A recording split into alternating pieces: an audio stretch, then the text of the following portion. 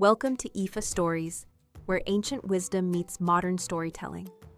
Step into the sacred world of Ifa, the Yoruba spiritual system, where every tale carries the power of divination, destiny, and deep cultural insight.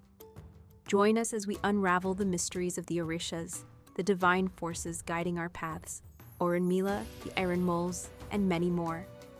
Each story is a bridge between the past and the present, weaving timeless lessons that inspire, enlighten, and transform. Embrace the wisdom, honor the tradition, and journey with us into the heart of Ifa. Subscribe now and let the stories guide you. To explore full Yoruba stories, Ifa teachings, and ancestral wisdom, visit our website, www.ifastories.com.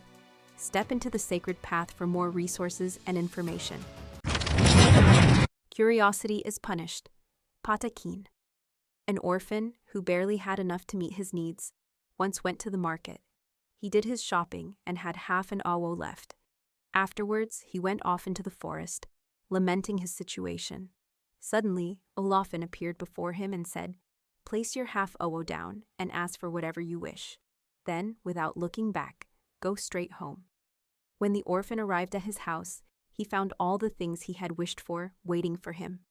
Sometime later, he encountered a jikoteya, turtle, Ayapa, who asked for shelter, and he allowed her to stay.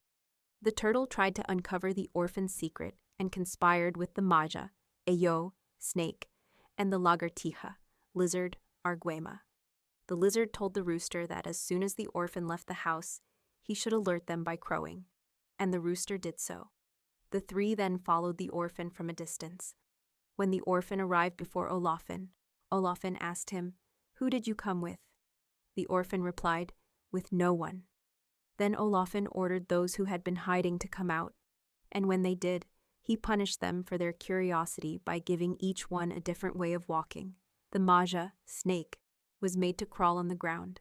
The lagartija, lizard, was made to cling to walls, and the jikoteya, turtle, was condemned to carry her house on her back forever.